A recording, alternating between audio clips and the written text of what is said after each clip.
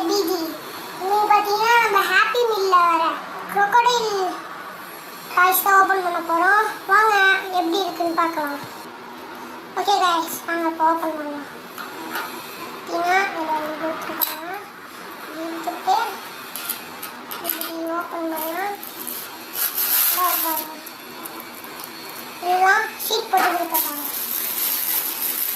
இதில் ஒரு crocodile